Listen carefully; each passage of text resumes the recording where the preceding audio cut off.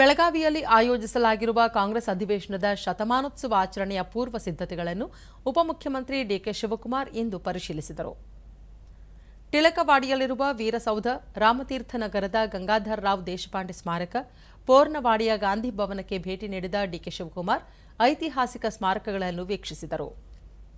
ಈ ವೇಳೆ ಸಚಿವರಾದ ಸತೀಶ್ ಜಾರಕಿಹೊಳಿ, ಲಕ್ಷ್ಮೀ ಹೆಬ್ಬಾಳ್ಕರ್, ಶಾಸಕ ರಾಜು ಸೇಠ್, ಎಐಸಿಸಿ ಕಾರ್ಯದರ್ಶಿ ಅಂಜಲಿ ನಿಂಬಾಳ್ಕರ್ ಮತ್ತಿತರರು ಹಾಜರಿದ್ದರು.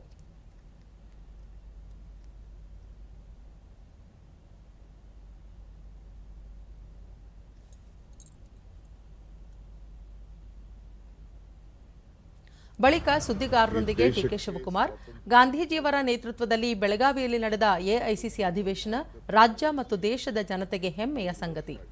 ಅಧಿವೇಶನಕ್ಕೆ ಶತಮಾನ ತುಂಬುತ್ತಿರುವ ಹಿನ್ನೆಲೆಯಲ್ಲಿ ಡಿಸೆಂಬರ್ 25-26ರಂದು ವಿಶೇಷ ಅಧಿವೇಶನ ಹಮ್ಮಿಕೊಳ್ಳಲಾಗಿದೆ. ಕಾರ್ಯಕ್ರಮಕ್ಕೆ ರಾಷ್ಟ್ರ ನಾಯಕರು, ಸಂಸತ್ ಸದಸ್ಯರು, ಎಐಸಿಸಿ ಕಾರ್ಯಕಾರಿ ಸದಸ್ಯರು ಆಗಮಿಸಲಿದ್ದು, ಅಂದು ವಿಸ್ತೃತ ಸಭೆ ನಡೆಯಲಿದೆ.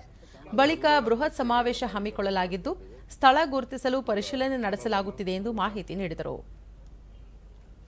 ಅನುಭವಿಸ್ತಾ ಇದ್ದೇವೆ, ಫಲವನ್ನು ನಾವೆಲ್ಲ ಅನುಭವಿಸ್ತಾ ಇದ್ದೇವೆ. ಎಐಸಿಸಿಯ ಅಧಿವೇಶನ